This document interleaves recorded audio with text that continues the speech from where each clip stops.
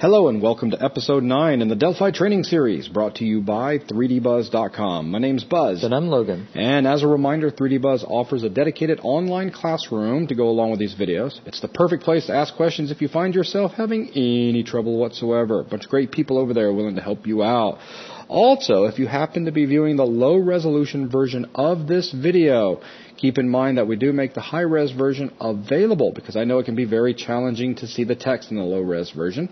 You can get the high-res 12 to 24 hours after the low-res is put live, and you can also get it from the classroom. The link to the classroom is 3dbuzz.com/Delphi. All right, with all that out of the way, let's get started. In this episode, we're going to continue with our short break away from the MP3 player that we've been developing so that we can cover control loops. We need to do it, guys. Control loops are going to quickly become very important to us, so we need to go ahead and take a dedicated lesson and cover them. As always, though, by the end of this video, we're going to take the time to write a simple but interesting application. So what are we going to cover in this video? Well, first of all, what exactly is a loop and why do we need loops? We're going to look at 3 different types of loops available to us in Delphi. We're going to look at the repeat loop, the while loop, and the for loop. From there, we're going to create a very simple application that is going to run through a folder structure on your hard drive and grab all the names of the files and folders and list them in an application that you write. So we're going to have to do a little looping there. And then we're going to progress into another application that's a bit more interesting. We're going to create a Sine-Wave Generator. And this is going to introduce you guys to some very simple drawing code. As a matter of fact, Logan, if you don't mind, go ahead and bring that up real quick. All right, here's a prototype version of the Sine Wave App. Okay. And as we mess around with these sliders, the application draws a sine wave for us. So you can see as it changes the amplitude and the frequency, the wave updates on its own. So really good stuff there. Now, let's go ahead and talk about what a loop is. They're pretty important, wouldn't you say? They're very important. Anytime you need to have the application do complicated number crunching, or you need it to continue doing something without your input, like a game that plays even when you're not adding input. Basically, anytime you need for something to occur over and over and over. I mean, as we all know, let me go ahead and bring up my whiteboard and do some scary writing real quick. As we all know, an application is written and it executes very linearly, as we saw over and over and over through these videos. But what happens when we get into a particular situation where, let's say in a game environment, we need for our code to, let's say we have all these little enemies out here, right? And during each iteration of the game loop, there I go, using the word loop, each time the game goes through one iteration of time, if you will, we need to address all of the enemies and make sure they're all wandering around or attacking or defending or something. We need to just basically take a look at what each enemy is doing. Well, in writing our code, we can't really ahead of time write a line of code handling each enemy. So we could say this line of code is handling enemy 1, this line of code is handling enemy 2. I mean, what happens if enemy 2 just happened to bite it? So he's no longer around. And now we've got a bit of a problem. But if we had a section in code that looped, so in other words, let's say that this handled a particular enemy, and when you got to the end, it came back up, and then we handled the next enemy, then it came back up, and we handled the next enemy, and we kept looping through all of the enemies until we've addressed each one, and then once we're finally done, we continue moving along with our program. Makes things a whole lot easier. Actually, better way to put it, it makes things possible, because if you don't know the total number of entities you're going to be dealing with ahead of time, there's no way you could hard code it all in linearly, line after line, right? Right. A loop is a key component in dynamically controlling things in your scene. You have one block of enemy instructions, and you apply them to a future or unknown number of actual enemies when the program runs. Exactly. Another place that you might find a loop, let me think. How about if you were searching through your hard drive for a particular file? Your program, when the developer wrote the application that's going to enable you to search all your files, he doesn't know how many files are on your computer, so you need to find out how many files are on it within your application, and then walk through each one, checking it against, well, whatever the search criteria entered was. So there you'd go. You'd simply say, we'll code over here. I like my dot coding, Logan. So we're going to enter in our little piece of information, and then we're going to grab a file, make a comparison, and then check to see if it's the last file. No, it's not. We're going to come up here, grab the next file, make our comparison. Is it the last? And we'll just continue doing that until we've walked through every single file. And, of course, once we've hit, it matches our comparison, then perhaps, we'll exit out of the loop and then do whatever we need to with it. Just a real quick example. Right. There's a lot of times where data will be given to you in a record-based format when you have a lot of data. In cases where you have files on a computer, or even if you get into database stuff, where you get each record is something you handle one at a time, and you have to loop through a lot of those records. Precisely. Now, obviously, in our MP3 player, we're going to get to a point where we're going to have to start doing some looping. One place, Logan, thinking about it, that we haven't really shown them how to do is, in the MP3 player, let's do some more drawing. Here's our little MP3 player, right? And we've got that place where we can add files in, right? And we hit the little button down here, and it opens up the Windows dialog, and you go in here and select a file and click OK, and it puts that file in the list. Well, what if you want to go in here and select a file, hold Shift, and select another file so you've blocked an entire range? Now we need to loop through all of those different files to populate them into this guy here, right? Right, because whatever happens when we open a file, there may be multiple instructions that we have to do per file. Exactly. So we have to take those and apply them one by one to each file that's coming in from the file dialog. So we're getting ourselves into a situation where we're going to quickly need to employ loops. And that is why we need to take this lesson and cover them. So, with that out of the way, let's go ahead and clear my whiteboard and begin with the first loop that we're going to cover. It is a very, very simple one. It is the repeat loop. And the syntax of it looks like such.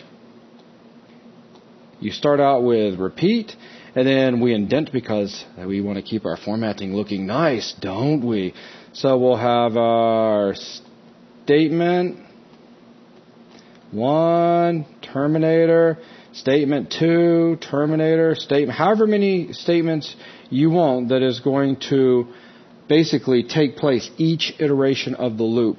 And then we have until, so we're going to repeat until, and then we're going to have an expression. Ooh, an expression and a terminator right here as well. What is an expression? Well, we just covered this in the last episode when we went over if statements. Remember, the expression was when we said if, and then the expression was x equals 5 or x is greater than 5, our test. That's our expression. So the same thing is going to take place here. So if we were to write a very simple thing. Let me try to think. What would be a really simple one? I know. We'll use A just like we did the other day. We can do something like if we had a program there that said A equals 1, then we're going to say repeat. And we're going to write out. And we're going to say A equals, and we'll print out whatever A is, and a terminator. And then I'm going to take A, and I'm going to come in here and increment it. Or you can just increment it, do it that way. And we're going to do this until A is greater than or equal to 3, Terminator. All right, so we're going to write this little program in just a minute inside of Delphi. So get that in your head, Logan. Memorize that. What does this look like if we were to block it out? Well, we'll start out our little program down here by saying A equals 1. Okay, check. Now what we're going to do is we're going to drop down and we're going to print something out. And I'm just going to use a little question mark for print. So we're going to say print A equals and then whatever A is at the moment. Okay. The next thing we're going to do, so that's this line, check. Next thing we're going to do is we're going to take A and increment it. So A equals A plus 1. So check. Then we're going to do a test. So just like we did with the if statement, we'll do a little diamond down here. And we'll say, is A greater than or equal to 3? I promise you guys that is indeed a 3. And if the answer is no, it's not, what we're going to do is we're going to come right back up here and join the party again. And so what we have just created here is a loop. and this is our repeat loop. So again, this right here is a no, and if it's yes, we're done with the loop, and we'll just simply continue on with our application. So let's actually follow this off. And by the way, if you're going to throw some check marks in here, that loop just took care of those 2 lines, and that is our entire program. So when the program runs for the very first time, remember here is our little variable slot, A, and we put a 1 in it. And when we come through out on our console, we're going to print out a 1. So that's this line. Now we come down here to this line. We're going to increment 1 to a 2. Now, is 2 less than or equal to 3? Yes, it is. Less than, or excuse me, is it greater than or equal to 3? No, it's less. So we come back up here and we now print out a 2. And then we come back down here again and we increment the 2 to a 3. Now we come down and is A greater than or equal to 3? Well, it is a 3. Yes, we're going to move on out. Make sense? So we just continue until a condition is met. It's almost like a special kind of if. It's the same type of decision. At the line that has the until, we run the expression. In the case of a false or a no, we jump back up to a place in code marked by the beginning of the repeat loop. And then if it's yes, we just continue on and we don't bother looping. Exactly. So let's go ahead and write this one inside of Delphi real quick. So to do that, we'll start a simple console app because that would be a very easy way of getting directly to code. So from other, we have console application, and now we're ready to go. We'll just go ahead and create a variable A as an integer. So A is our variable. So... all right, we've got an A variable. And then let's just write the same exact thing that we had over there. We'll just start out by initializing A. You never want to just jump right in and use a variable without initializing it.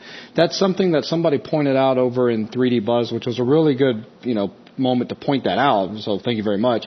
It's something, believe it or not, Logan, we kind of skipped over when we introduced everybody to variables. Obviously, when using a variable, when you declare one, you're going to use it, but always make sure you initialize it. Make sure something's in there first, because you never know. You don't want to get just some random junk in memory and start doing work with that.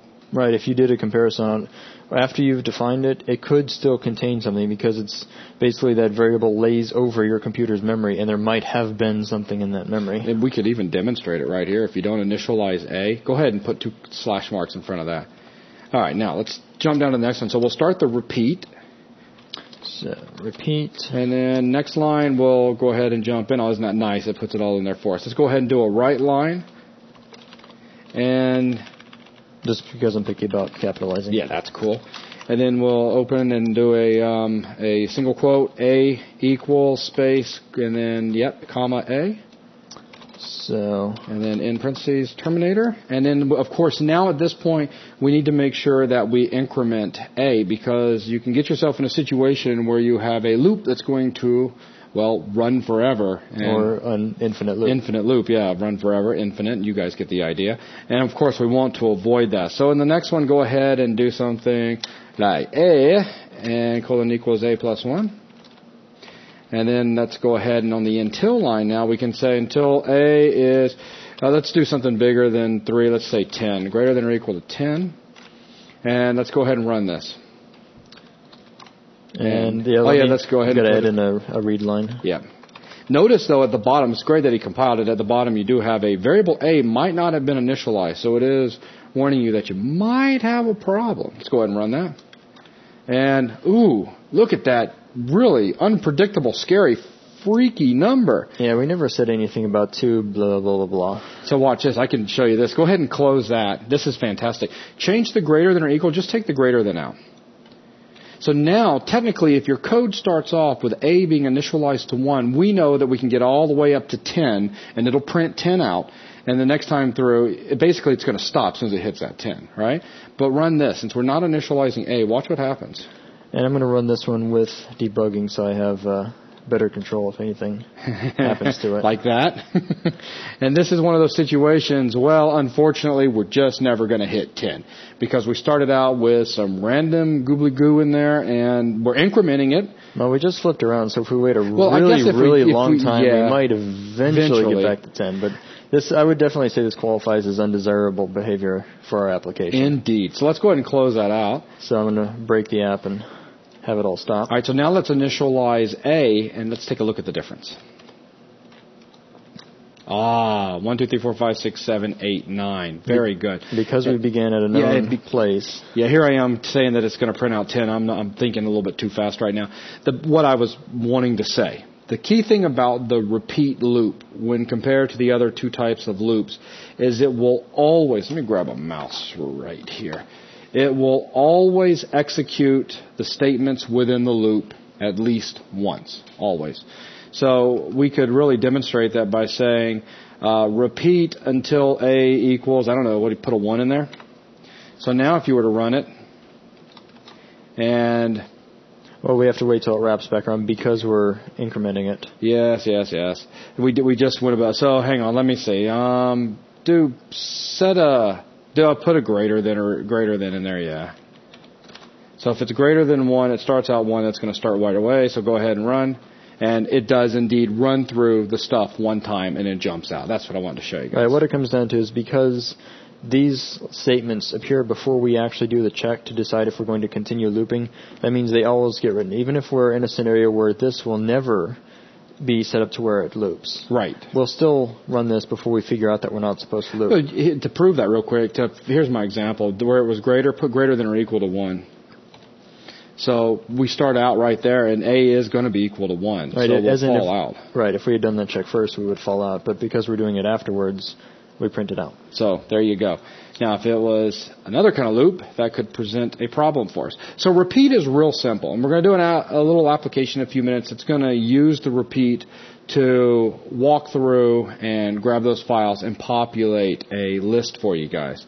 So very simple stuff. I mean, obviously, there's probably 1,000,000,001 different examples we could use, but at this point, as long as you guys have the very basic structure of how it works, I think we'll just stick with this, and as we start using it in the applications we develop, you guys will get a better and better feel. Feel free to go in there and play with it. The bottom line is you're going to repeat until an expression is true, and that's what we're doing here. The moment it's true, we're going to jump out of it. And like I said a second ago, you will always do the guts, if you will, of the loop at least once, no matter if the expression's true or false coming in. It'll always do it at least once. And I promise you, there's going to be times you're going to write applications where you're going to need that behavior. You may go into a loop with a condition that's going to exit you right out of the loop, but you need the stuff within the loop to happen one time. So repeat would be very advantageous. So that's the repeat loop. So the next one we're going to take a look at, and I guess I can go ahead and bring up my whiteboard real quick. Grab my pen here. And here we go. Get rid of all of this. The next one is going to be the while loop.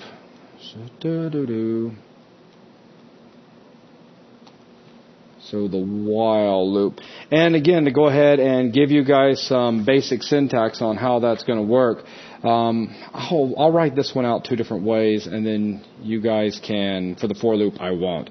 So you can say while, and then we're going to have the expression again. It's our little test. Do statement, Terminator, or while expression do, and now we can do begin,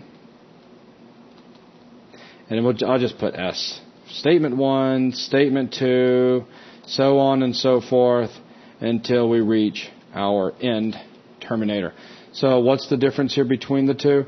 This one is going to allow for compound statements. This one is going to only allow you to do one statement, just like we saw with the if statement, right? Right, and then that makes the repeat kind of a special case loop where you don't have to do the begin and end to do multiple statements. Exactly. So with this, another quick example, and you guys just bear with me, that's why you have your little track bar so you can always fast forward. Do another little program where we say, let me just kind of block this out over here. Such. We start out with A : equals 0, Terminator, and then here we go in action. While A is less than 3, do, and now I'm going to do a couple of things. So I'm going to do a begin, and then I'm going to tell it to do another right line, and we're going to say A is equal to, A, so we'll print that out, we'll know what it is. And then we're going to simply do the same thing we did with the repeat, which is A colon equals A plus 1, terminate, and we will end this like such. And if we were to block this out, it would look like this. We'll start out by saying A is equal to 0. And then we're going to come down. Now check it out. Here's our difference. We're going to start out with one of those diamonds. We're going to start out with a test right away. Is A less than 0? If the answer is, we're going to come down here. If the answer is yes, then we're going to go ahead and print out. So we'll print out A equals and whatever A currently is. Then we're going to come down here and we're going to take A and increment it by 1. And then we're going to come over here, come right back up, jump right back into the party, and once again, we have just created the loop. When we finally get to the situation where A is no longer less than 3, then we hit the no spot, and we'll just continue. The difference between the repeat and the while. Notice we're hitting this guy right away. We hit the test at the very beginning, which means that the guts of the loop may not execute if you start out with your expression not letting you get in there, right? Right. If it begins with the expression resolving to false, that's right. Then it could completely skip the code altogether because right from the beginning, expression was false, loop was skipped. Yep. So when this comes through, what's going to happen? We follow execution as A gets set to 0. Is 0 less than 3? Yes. Well, then let's do this. We're going to write out A equals 0. Then we're going to increment A to a 1. Now we come back up here again. Now check this out. We're rerunning the expression. We're rerunning the expression every single time. And that's the key thing to remember when you start comparing the differences between the while loop and the for loop, because the for loop's not going to run an expression test every single time. So now we've got a 1 in here. Is 1 less than 3? Yes, it is. So again, we begin. We're going to write out A equals 1. And then we're going to, on this line here, we're going to increment A to a 2. So we come back up here. Is 2 less than 3? Yes, it is. So again, we're down here now. We're going to write out A equals 2. And then we're going to increment A. So A now becomes 3. And again, we jump right back up here. Is 3 less than 3? No, they are equal. So at this point, we skip and continue on with execution in our application. The end. And this becomes our output right here. So anything you want to add to that, Logan, before we show them? No, I think that covers it. All right, let's show them real quick. Jump over into Delphi for me. All right, do you want to leave this one lying around? Sure, you can leave, or it doesn't matter. Do whatever you like. Then I'm going to comment it. That works for me. And push it out of the way so we focus up here. We began with, you had A set to 0. Yep. Then we did a test, which was, or we began the loop, which was... So while A is less than 3... Or just being picky. So while A is less than 3... Do. And since we had compound statements we wanted to execute within the loop, we did a begin end. And then we just write out, you can steal that line down there. Almost got it. Yep. So A is equal to, and then give it A. And we'll increment A by doing A is equal to A plus 1. There we go. Let's go ahead and run that.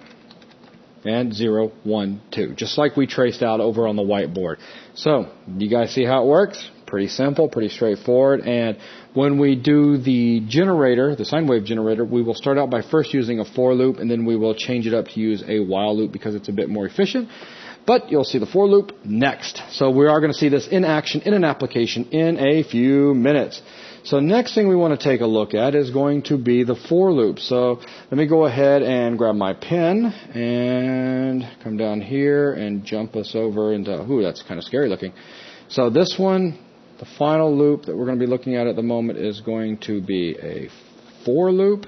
And its syntax is pretty straightforward. Actually, it's very straightforward. It's for. We're going to have some sort of counter, so a variable. And that counter is going to be equal to, that is an INIT, yeah, wait a minute, value. So initial value to a final value do, and then I'm just going to put it right here, statement But you guys remember, if we had compound statements, we're not going to have anything right there. We're going to do a begin and an end and put all of our statements in there. Now, for comes in another flavor. That's why I'm just kind of saving a little space here. Or, and it looks exactly the same. So we've got for counter is equal to our initial value. Then instead of 2, this is what changes here. We've got down 2. Then our final value, do, statement, begin, end if we need, and then terminator.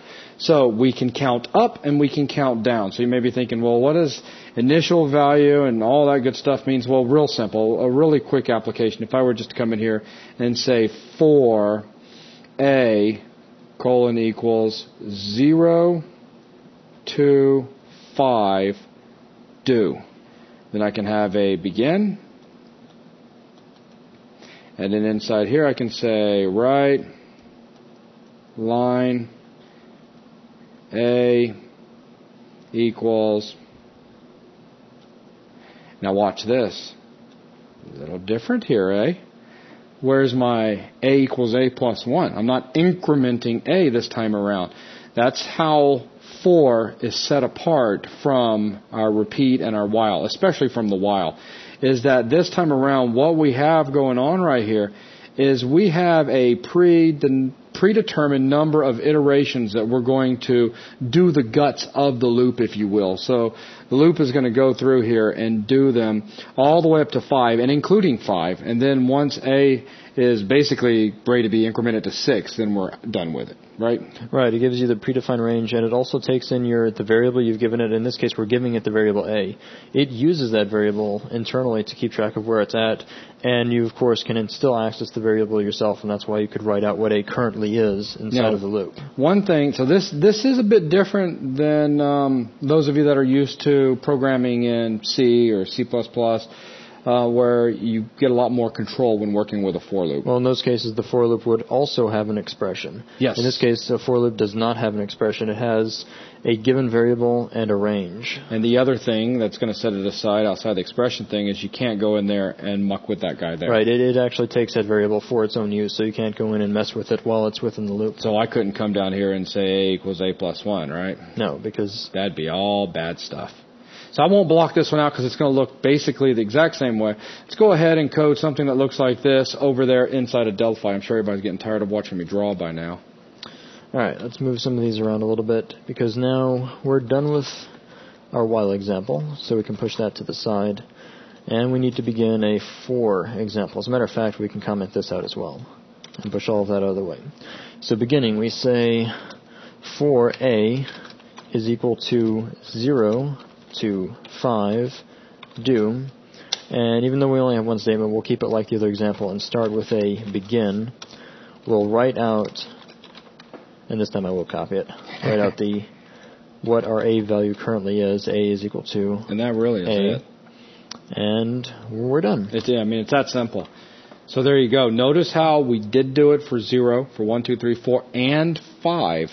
It's not one of those situations where we have an expression where we're going to say for, and we're going to go from where while 1 is, or while the counter is less than 5.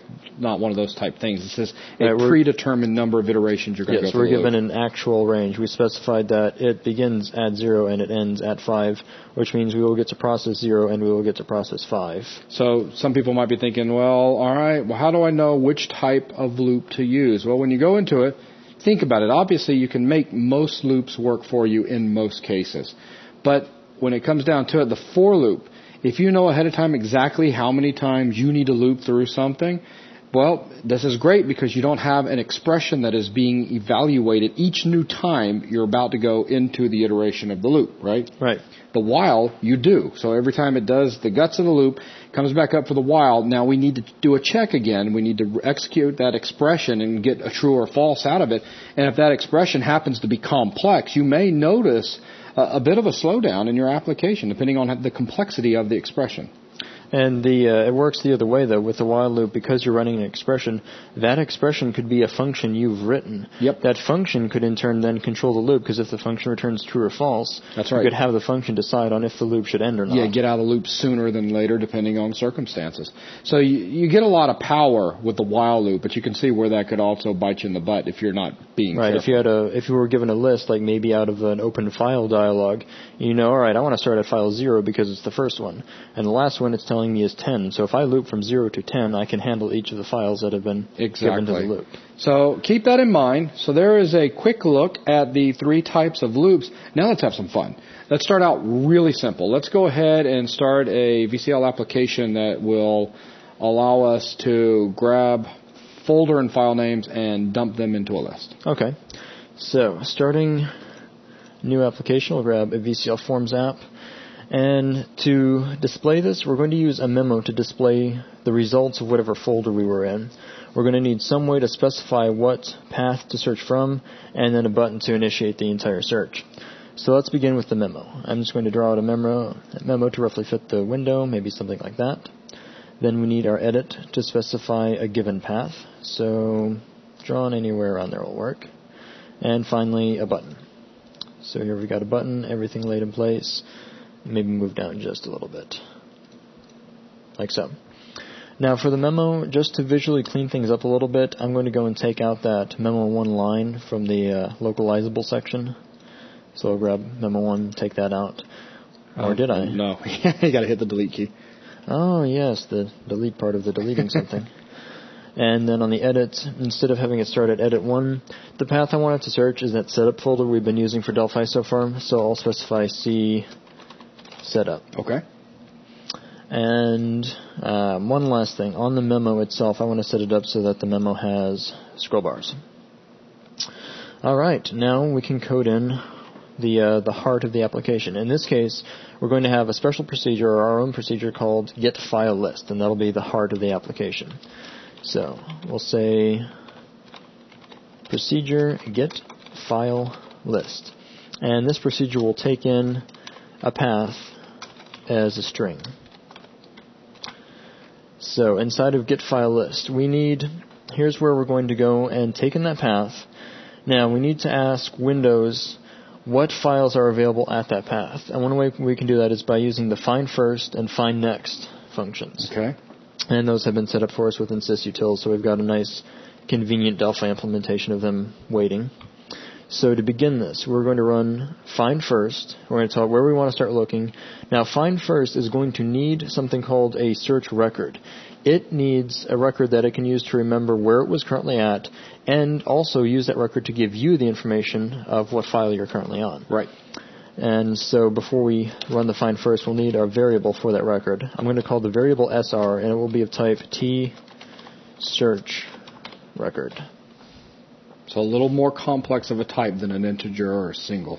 Right. It's basically a whole lot of information all blocked together in one variable. Precisely.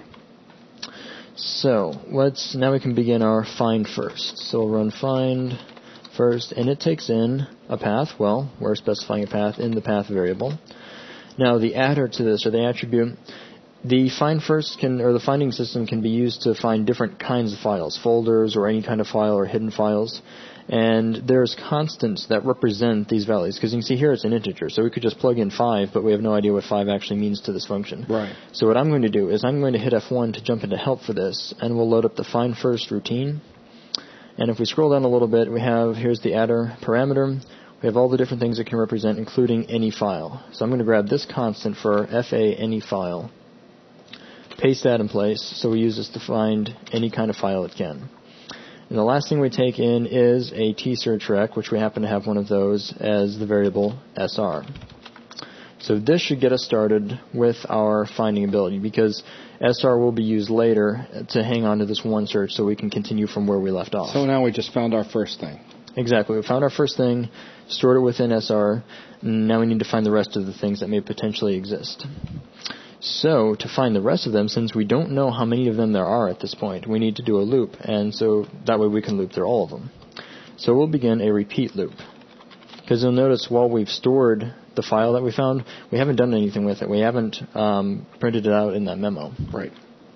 So we'll begin a repeat, and what we want to repeat is the actual output of any files we find. Mm-hmm. So we can use the memo, say memo1, access its lines, and have it add a line. So we need to go ahead and dump this first thing we just found. Right, we have found one thing. We haven't done anything with it yet. So we'll jump into the loop, and before we do any further checks, we'll go ahead and add that file. So the name of that file is stored within the search record, so we can access it by saying sr.name, and then there's our file name. Okay. Now this is the purpose of the loop, to echo out names. Now we need to have a continue. So we'll be using the until's expression to both check to see if we're done, and the expression itself is what's going to continue finding files. Right. Because this is where we're going to put our find next. So we'll say find next. So you can see our expression now is a little more complex. It's actually a function, basically. Right, it's not just our own equality check. We're having some other function run and let that function tell us if it's done or not. Exactly. And in the meantime, that function running is going to advance it to the next file in this case. So all we have to feed it here is the search record, because everything about the search is also held within that. So all we need is one search record to be passed to find next. And just as kind of an internal cleanup thing, we'll run a find close after all this is finished, just to tell it that we're done with this search record. Yeah, change that. There you go. Find, like so. Okay. And this is our get file list. Now we just need to invoke it. So we'll jump over to the button, and when the button is clicked, we'll have it run our get file list procedure. And for the path, we'll feed it that edit fields text. So we'll say edit1.text will be our path. So now if we run, let's fix all the errors. We've got, I see, okay. We did, this doesn't return a true or false, it returns integer, basically. Integer, and if it returns 0, then nothing's left. So we know that if find next found nothing, then basically, we're done. If find something, it's like a true in a way, because there's something in there. Right. So it's just going to return us a 0 if there's nothing else there. Exactly. That looks good. That'll work. So let's try this out. With C setup and nothing else specified, all we get is that one setup folder. This is because the search record works more or less like a search. We can specify exact things, in which case it pulled up the exact thing we typed in, or we can specify a wildcard and have it pull up everything. So we'll use the asterisk as our wildcard. And now we've loaded everything within that. We also might need to clear the memo out before we start, because we had this from our last search. That's a good idea. Let's go ahead and do that real quick. So before we run a get file list search, we can clear the memo. So I'll have memo1 clear. So now we can run by itself, just setup, or specify a wildcard for everything, and then we have everything inside of setup. And you can do something like star.mp3. And now we've got our search rained down to just MP3 files. Very nice. All right, guys, that is a simple repeat for in action. Let's move on to something a little more complex. Well, that was a quick program, and I'm not even going to save it. I'm going to just go ahead and move on. So we'll do a close all. We'll do a new Vcl app. And now we're ready for the Sine Wave Generator. So inside of this app, we need to have an application that I guess you could say its simplest purpose is to draw a line across the client area of the window. Right. And we'll use this drawing ability to then affect how high the line is drawn and use that to sample for a waveform. Right. The source of our waveform is going to be the sine function to give us a sine wave. So obviously in this particular case, a procedure called something like generate sine wave would be very convenient, where we could put all of our drawing code in there and we just simply call on that procedure every time we needed to draw the sine wave. Sounds good. So let's start out with that procedure, and let's just start real easy. Let's just draw a straight line. So we'll begin with a generate sine wave procedure. Now, what did you just hit again? I just saw somebody on the forums there that you did a Shift Control C. Yep, that's what I've been doing. Every time I go and prototype a procedure and then implement it, I hit Control Shift C to have it fill in the procedure, the begin and the end block. All right, guys, I'm not bringing your attention to that anymore. Someone posted about that yesterday. All right, so we're inside of Generate Sine Wave, and our short-term goal right now is just to get a horizontal line drawn across the screen. In the center. and have it centered up on the screen. Now, the way we're going to draw this is a pixel at a time, because of course we could draw one single straight line, but then that's not very useful for a curvy sine wave. Sure. So the idea is to draw a line pixel by pixel all the way across the screen. Okay. So we're going to need a for loop. Okay. Or I'm going to use a for loop in this case because I know how wide the window is. Now we'll need our index variable, our counter. So I'm going to specify I as an integer that we can use in the for loop. So you could say for I is equal to, let's see, Start 0. out at 0, which will be the left side of X, if you will, of the form. Actually, 1 pixel off the left, but that's close enough. It'll draw onto the form. Exactly. And we'll keep looping to our client width for the window itself. So client width, and I'll do -1 just so we hit the 1 pixel before, since we're starting at 0, and then we're going to 1 pixel before the end, so we'll have the actual number of pixels in the whole thing. So with that, we'll put in our do, and we're going to be doing multiple statements, so I'll add a begin and an end. So now, inside of our loop, we need to draw a line. And for the line drawing, I'm going to use the form's own canvas. So we have canvas, and then inside of canvas, we have the line to procedure, which takes in an x and y coordinate. Now, because our source data isn't exactly in two-dimensional coordinate format, we have, well, now we're going to have a straight line, and later we're going to have a wave. I want to hold some variables for our coordinates. So that way, because the bottom line is we have to remap a wave into some kind of coordinate we can draw into a window. And it would be convenient to have these coordinates pre-stored before we send them over to the line too. So I'll create an x and y integer. And for our simple version, we can have x be set to wherever we're at in the loop. So we continue across the screen horizontally. So for now, x is just equal to I inside of the loop. And the y can be set to the center of the screen, which would be our client height divided by 2 and all that. So client height divided by 2. And you guys saw client height in the last VTM, as a matter of fact. Right, we used that in the if where we were throwing the ball around. We're using the client height and client width to get the client area of a window that we were playing. Exactly, and in this particular case, client height divided 2 is very important so that we start out with our baseline being center of the screen. Right, more or less just saying go halfway down the current window. Right. So we have our x and y, and we can plug those into our line 2. So in this particular case, when we start off the loop, first time we go through the generate sine wave, x starts out at 0 because the loop starts out at 0, so our first pixel is going to be at 0. Then when we go back to the loop again, x is going to increment to 1, then to 2, then to 3, then to 4. So each time a pixel is going to get drawn at the center in regards to the y, or the height of the form. But it's going to start out at 0, 1, 2, 3, all the way over to the width of the form -1. So you should see a straight line all the way across. Though I do believe we're going to see one very interesting thing at the very beginning of the line. Right. Now, to invoke this, we'll need some way we can get to it. I'm going to use a button just like in the last example. That's right. So this button will have our generate sine wave procedure. We can compile, we can run, and we'll click the button. And we do have a horizontal line, but we also have a vertical line. Yes, we do. And just to show exactly how this is working now, I can slow the entire procedure down. Just thought maybe I'll try this to show how it's drawing. You can see it very quickly jumps, and you can see it draw the rest of the way across the screen. Which makes me wonder, is 0 off the screen, or is that at the very first one? And 0 is along y, let's see. So when x is set to 0, is that actually okay, so that would make sense. 0, 0 is this top left pixel. That's so right. Good 0 deal. here would be I've been sitting here kind of quiet thinking to myself, it's drawn off the screen. That's not how I knew it worked. It was kind of blowing my mind and everything. I think I was still stuck on our XY floats from the other example. Okay, I just feel better now. Thought I was really losing my mind.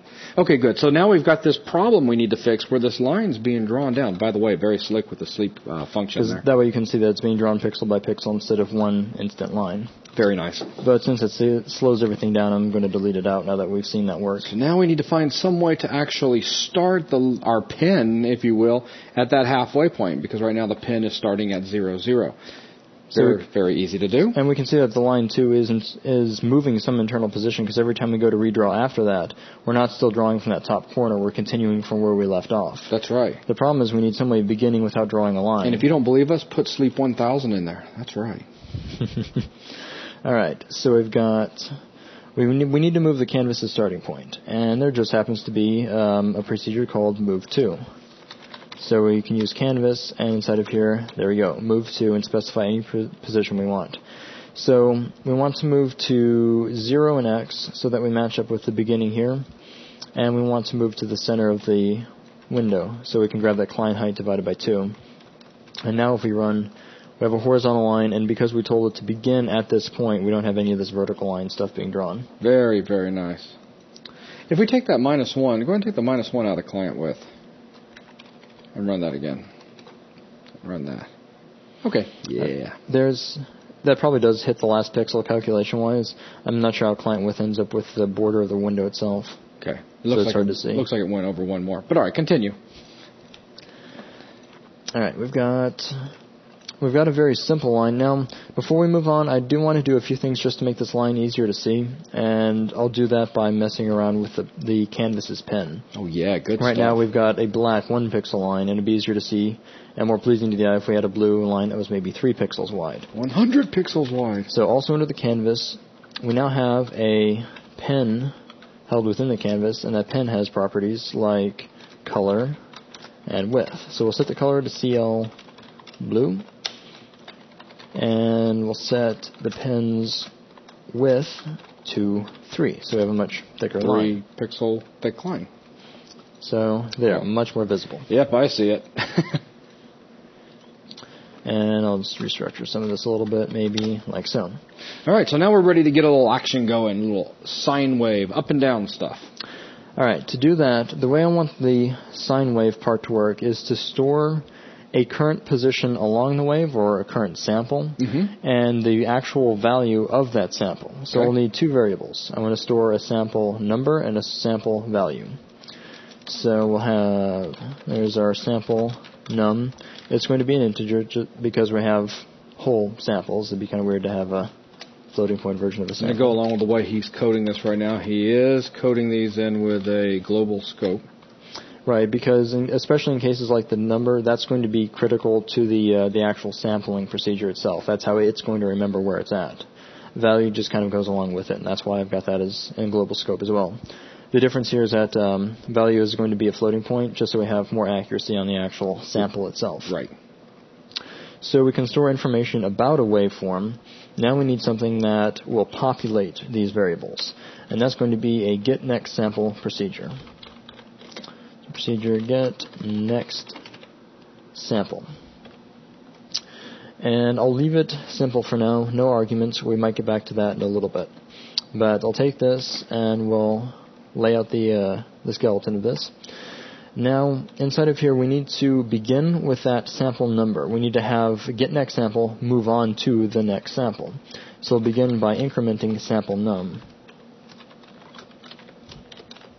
And after we have moved on to the correct sample, we need to store that sample in the sample value variable. So sample value is equal to, now we're going to be sampling the sine wave. So we'll use the sine function. And now in order to have the wave continue, we need to sample some value that increases over time. Yeah, it needs to be changing, right. And we have a sample num that happens to be incrementing every time we resample, so that would be a great value to sample from. And as you guys know, or may not know, sine wave's going to give you 0 to 1 to 0 to -1 to 0 to 1 to 0 to -1. That's up and down nice and curved. There you go. Line. But yeah, that's the source of our wave. That way we're basically turning the result of the sine function into a visible wave. So with getNext sample set in place, we're now using our sample num and sample value. So we could go back to our loop and replace our temporary information with some actual wave information. Okay. We can replace x with the sample number, so that way horizontally we stay in sync with the wave. So sample num gets plugged into x, and y will be the sample value. Now we can't directly use sample value because it's a float and y is an integer, so we'll have to round this down to an integer. And we also need to go ahead and take into account the middle of the screen. Right. As a matter of fact, we could show that by running it real quick. Oh yeah, good point. If we run it now, yeah. Well, we've jumped from, from the bottom up and pretty much off the screen. So yeah, we well, need to... actually, are we, hang on, we're not doing any calls to Okay, yeah, I was... get next sample. So we're never populating this, So, as in yeah. we're never actually running across the screen. So that would be a very Good thing to do. So for each iteration of the loop, we'll run the getNextSample before we do any kind of drawing plot or Now it should XY be plotting. crammed against the top all the way across. Yeah. So now we have this kind of saw edge looking thing at the very top, and that's because Can I guess? Sure. That's because, let's see, we start out at the top at 0, and then as we go down in Y, that number increases, of course, our height, if you will.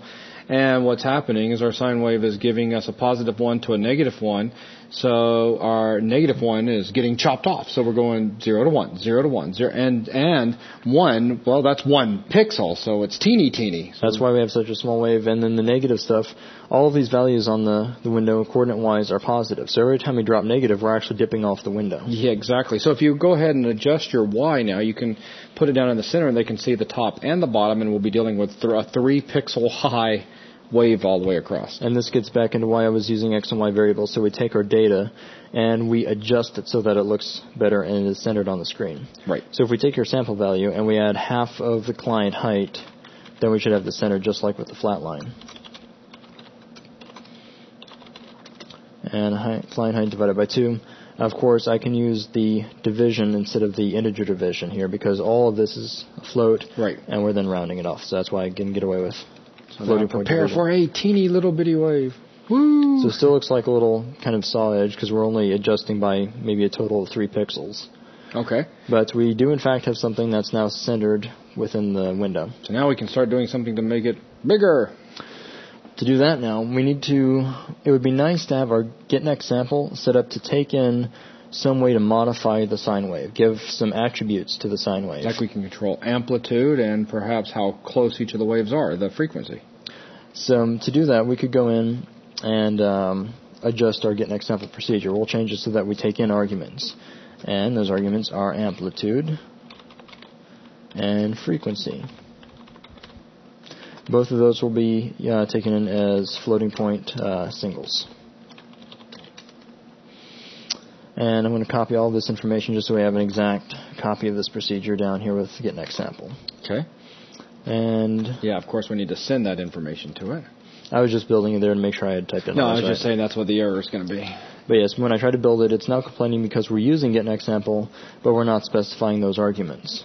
So we could feed it a 1 and 1, and we'd have the same effect, but we've already seen that. So let's set our amplitude to 10 now. Okay. And see what the result of 10 would be. But now we got to actually use it inside the procedure. Jumping one step ahead. So we just multiply the outcome of the sine of the sample number by amplitude. Because the sine is going to return negative 1 to 1. And if we multiply that by amplitude, we could get a larger or smaller wave. Which in this case would give us 10 to negative 10. So now we're getting something that looks a little bit nicer. Ah, there we go. So we can definitely tell that we're now extending up and down a lot farther with our wave. So now we got 20 pixels we're dealing with. So we still have a wave that's packed together very tightly, so we need to start using frequency. Now, to show a frequency adjustment within the sine wave, we need to adjust how quickly our sample num changes, at least as far as the sine itself is concerned. Right.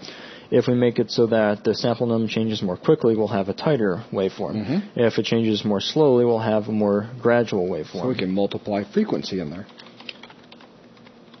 So I'll drop this in place. And yeah, if I'm in the middle of typing something and I mess it up, then that's it.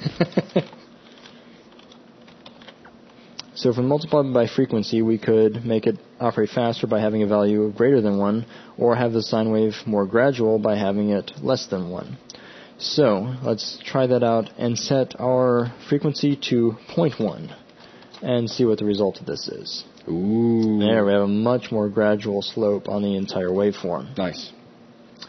So that's the heart of the application in place. We have drawing code and we have sine wave sampling code. Now we'll spend a little bit of time and make this app easier to work with, because right now you have to hard code some numbers, run the app, and then hit the generate button. It would be a lot better if we could set those values when the app is actually running. So if we drop some kind of slider, we could change the value in real time and see the update. So I'm going to jump down over to the Win32 section. grab a trackbar, and we'll use trackbars to represent or to input the parameters for our waveform. So we'll begin with this one. We'll have an amplitude trackbar, and we'll have a frequency trackbar. So this is the first one, so it'll be amplitude. So jumping down here to name, we'll call this TB amplitude. And set some other things to make this look a little bit nicer. We can take our thumb length down to 15, and let's change the range so that it goes up to 100, or, well, let's see, this is a form, so that's probably at least 300 pixels that it could show. So we can go 0 to 300, and since 0 is going to give us a flat line, if we have no amplitude, it'll just be a flat line across the screen. So I'll set the starting position to 30 instead of 0, so we have something we can see to begin with. Right. And it would also be nice to be able to see the actual numeric value that we're using to influence the sine wave. So I'll drop a label into place. And this label, I'm not going to set the text yet. I'm going to have the text be set internally when the code's running. So the caption is irrelevant for the time being, and I'll set the name to LBL amplitude. Maybe slide it over to the left a little bit, slide this over to the right. And that's good for our first slider and label, so I'll copy those and paste them, move them down a little bit, and then this can be our frequency trackbar and label. So for frequency, let's jump down to name, and same thing. Except not that far. Da-da-da. There we go. Still horizontal. Up one. We've got trackbar. This will be TB frequency for the frequency slider. And the label will be LBL frequency. Back up, grab label. Whoops, grab the form. And caption, no, we want name. Name is LBL frequency. Perfect. All right. And that's good. I am going to change the max. We'll change this down to 100 for now. We will probably end up messing with this a little bit to fine-tune it in the end, as you'll see what this is going to result with visually. So we've got some sliders, and now we need to take these values and use them back in code. So if we jump back over to our for statement, here we have our hard-coded values.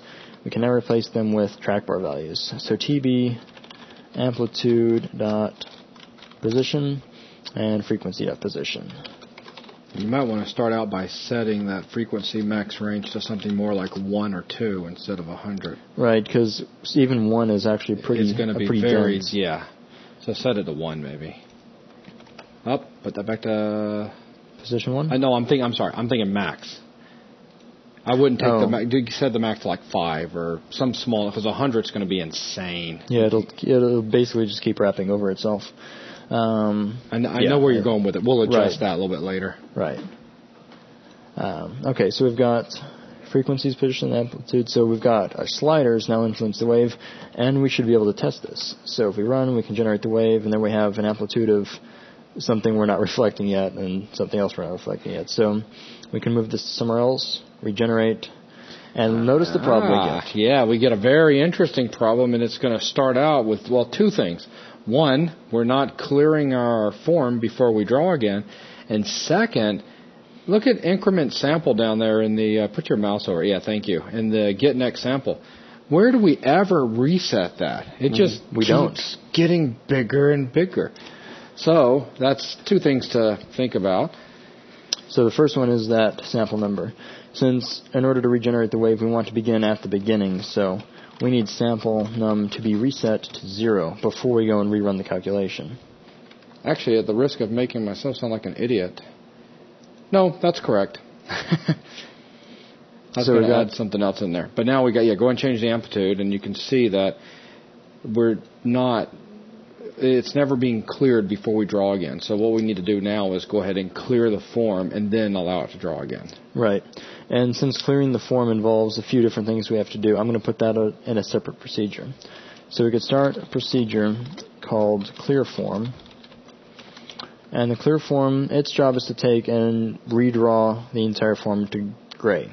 So we need to have our canvas set its brush color to gray. So CL, BTN, face, so our current Windows button gray color. And then we'll have the canvas fill the entire form, or fill the entire client area with that gray color. So we'll use fill rect, and we'll provide it with the client rect. and that should redraw everything to gray. Now, back in our generate sine wave, we can begin the entire thing by having it clear the form. And I have, let's see, what do we have? CLBTN face. I was saying the brush. The brush has the color. It's not the color. Now we can compile, and when we generate, well, we have our wave, but now we've erased our labels.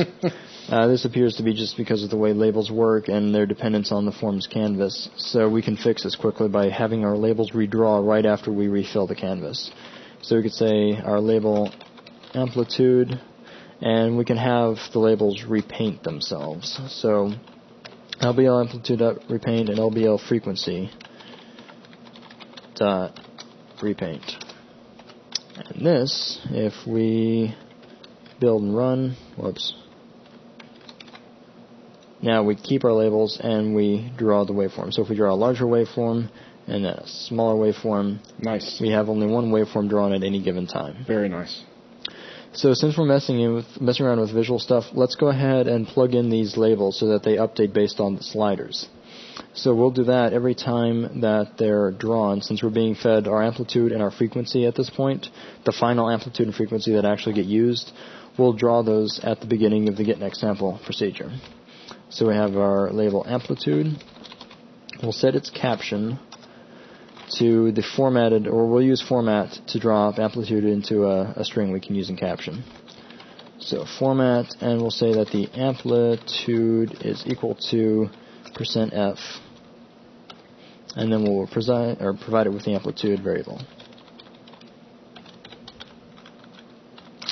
And then the same for frequency. So LBL frequency, and it says frequency is equal to the given frequency. So now when these are changed, we have... we haven't regenerated yet. So we regenerate amplitude 20, gives us this amplitude. Yeah, so now it's time to get rid of that button so those things, we start getting some automatic work in place. Right, since we have an on change, if we go over to the actual track bar itself, under its events, we can set up an on change so that we redraw by dragging instead of redraw by hitting the button. So we could say... And, of course, we have that generate sine wave. Yeah, it's just generate sine wave. How convenient. You guys, hopefully by now, are really starting to see how functions and procedures can be so helpful. I'm going to do the same for both the amplitude and the frequency, so either one will regenerate the sine wave. And on form's creation as well, because if you run it... We don't get anything yet, but then... The moment you start doing that, then we do. As a matter of fact, along with the create...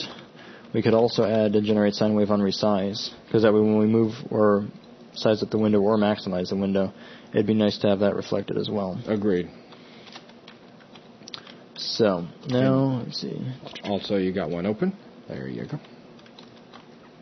So immediately... how nice is that? It's already there. So we immediately have our labels come to life. We have a waveform. We can mess with the waveform by simply dragging the sliders. And if we resize the window, then it stays in view. Okay, very cool. Now we got to do something. Well, we can go ahead and get rid of the button, and then we can start taking a look at that frequency. Let's clean that up a little bit. All right, along with the button, I'm going to go and take out the procedure as well. Just have to delete the line, rebuild, and it'll clean up that procedure for us. Cool. So now go ahead and run it again. Let's take a look at the procedure. The frequency. To show them what it's doing that's not quite very convenient. All right, well, starting off at 1, we have a very dense waveform. And as we go from that, we get more and more and more dense. And it would be nice, remember when we had done one of the first drawing examples with frequency where we had 0.1? That gave us a nice gradual waveform. Right. It'd be nice to get those values back. So what we need to do is we need to take this integer-based track bar and adjust it so that we have a range over a floating point range. In our case, a range of maybe 0 to 0.1 or 0 to 1 would be nice, because then we could get into some of those smaller decimal values.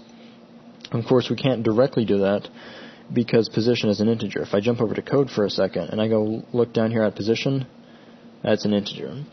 What we can do, though, is take our given integer range, because we have a range of 0 to 100, so we have 100 different units, or a resolution, if you want to call it that, of 100.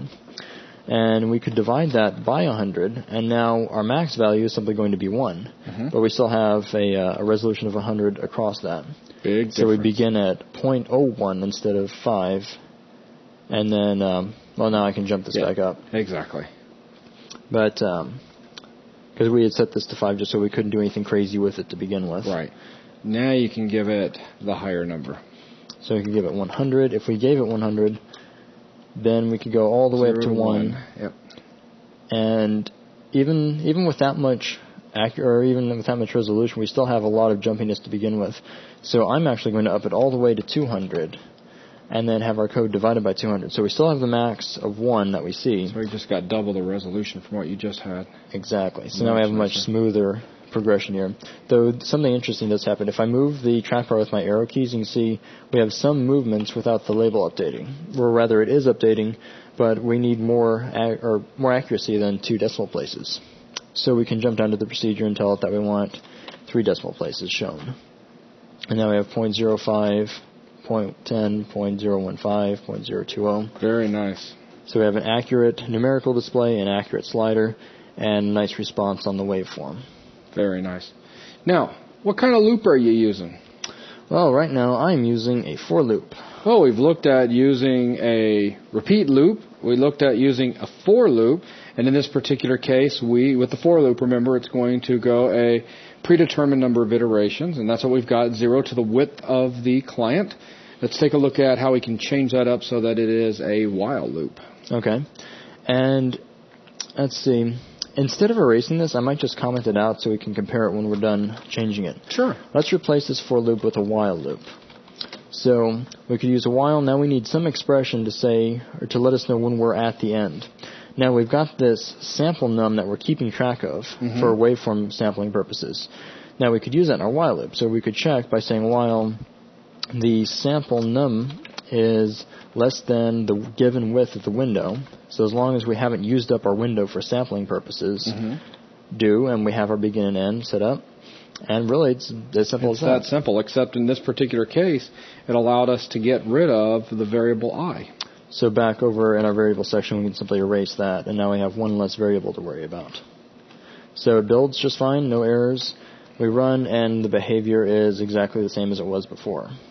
Very nice. So that cleans up our code as far as readability goes, because now we have some relevant value compared to the width of the screen. And in this particular case, it's more efficient. Right. All right, guys. Well, that is pretty much going to bring episode 9 to a close.